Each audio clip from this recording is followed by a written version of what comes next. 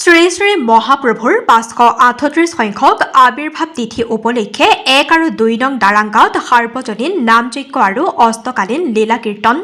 চিৰাং জিলাৰ বিজনী মহকুমাৰ অন্তৰ্গত ১ আৰু ২ নং দাৰাংগাঁৱত সাৰ্বজনীন নামযজ্ঞ আৰু অষ্টকালীন লীলা কীৰ্তন ১১ ফেব্ৰুৱাৰীৰ পৰা আগন্তুক ১৫ ফেব্ৰুৱাৰীলৈ অনুষ্ঠিত হ'ব লগা অনুষ্ঠানত মঙলবাৰে উদ্বোধনী অনুষ্ঠানত বিজনীৰ সমাজসেৱক ডাক্তৰ সুবীৰ কুমাৰ দাস উপস্থিত থাকি শুভ উদ্বোধন কৰে।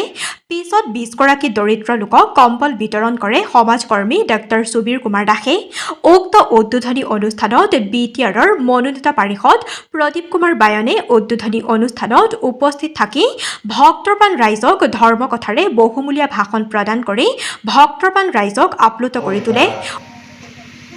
তবে এইটা কথা ঠিক, কৃষ্ণর প্রতি আমার অগাধ বিশ্বাস, আর যেখানে কৃষ্ণ নাম গুণ কীর্তন সব হয় সেখানে আমি শ্রবণ করতে আসি।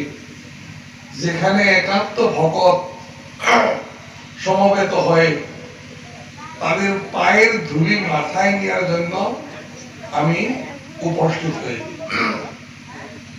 কৃষ্ণকে পেতে হলে, কৃষ্ণর কৃপা লাভ করতে হলে, কৃষ্ণর ভক্তের, কৃষ্ণর একান্ত ভক্তের পায়ের ধুলা মাথায় নিতে হবে।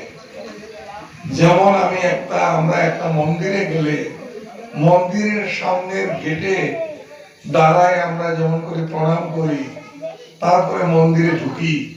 কৃষ্ণকে পাওয়ার জন্য আগে কৃষ্ণর ভক্তকে প্রণাম করতে হবে, কৃষ্ণ ভক্তের পায়ের ধুলা মাথায় নিতে হবে।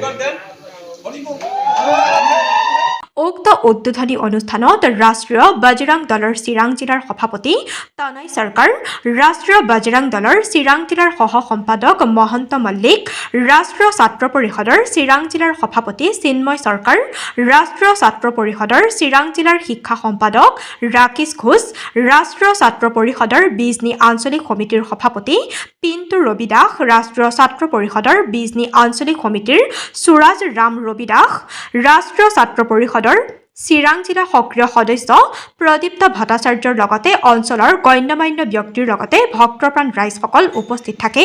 News desk, Bijni first 24। মহাপ্ৰভু ১৪৮৬ সনের ১৪ই ফেব্রুয়ারি শুক্রবার দিন সন্ধ্যা ৬টা ৪৬ সময় জন্মগ্রহণ করেছিলেন। তবে আমি এই কলিকাল কিভাবে যাবে, কি হবে না হবে আগে বলে গেছি, আর বলবো না। এখন আমি একটাই শুধু বলবো, এই যে হরির নাম কতবার বলতে লাগে, এই হরির নাম, হরি হরি মানে রাধা,